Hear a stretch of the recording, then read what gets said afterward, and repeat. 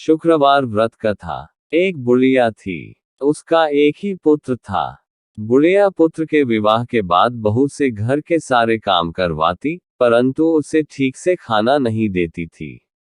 यह सब लड़का देखता पर माँ से कुछ भी नहीं कह पाता। बहू दिन भर काम में लगी रहती, उपले थापती, रोटी रसोई करती, बर्तन साफ करती, कपड़े धोती और इसी में उसका सारा समय बीत जाता। काफी सोच विचार कर एक दिन लड़का माँ से बोला, माँ, मैं परदेश जा रहा हूँ। माँ को बेटे की बात पसंद आ गई तथा उसे जाने की आज्ञा दे दी। इसके बाद वह अपनी पत्नी के पास जाकर बोला, मैं परदेश जा रहा हूँ, अपनी कुछ निशानी दे दे। बहू बोली, मेरे पास निशानी देने योग्य कुछ भी नहीं है। यह कहकर वह पति के चरणों में गिरकर रोने लगी। इससे पति के जूतों पर गोबर से सने हाथों से छाप बन गई। पुत्र के जाने के बाद सास के अत्याचार बढ़ते गए।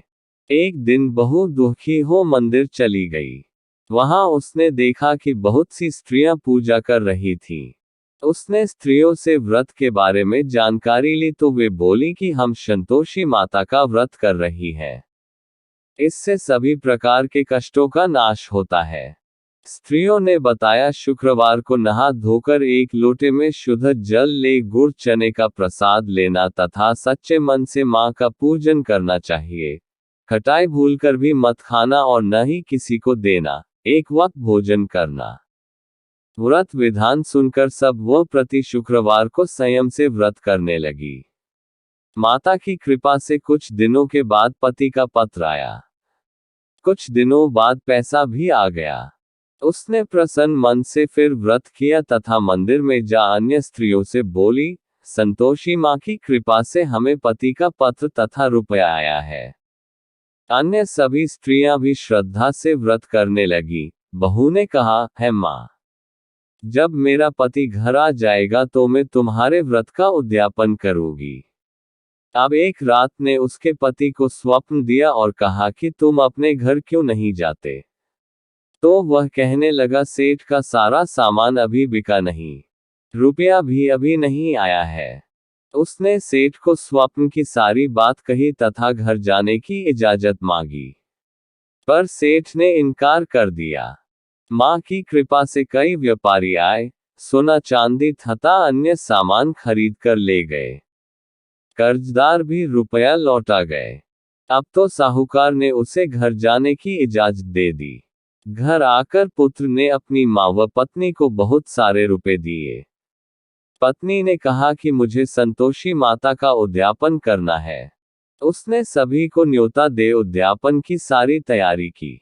पड़ोस की एक स्त्री उसे सुखी देख ईर्ष्या करने लगी थी। उसने अपने बच्चों को सिखा दिया कि तुम भोजन के समय खटाई जरूर मांगना। उद्यापन के समय खाना खाते खाते बच्चे खटाई के लिए मचल उठे, तो बहू ने पैसा देकर उन्हें बहलाया। बच्चे दुकान से उन पैसों की इमली खटाई खरीद कर खाने लगे। तो बहू पर माता ने कोप किया। राजा के दूत उसके पति को पकड़कर ले जाने लगे। तो किसी ने बताया कि उद्यापन में बच्चों ने पैसों की इमली खटाई खाए है, तो बहू ने पुनःव्रत के उद्यापन का संकल्प किया। संकल्प के बाद वह मंदिर से निकली तो राह में पति आता दिखाई दिया। पति बोला, इतना धन जो कमाया है, उसका टैक्स राजा ने मांगा था। अगले शुक्रवार को उसने फिर विधिवत व्रत का उद्यापन किया। इससे संतोषी मां प्रसन्न हुई। 9 माह बाद चांद सा सुंदर पुत्र हुआ।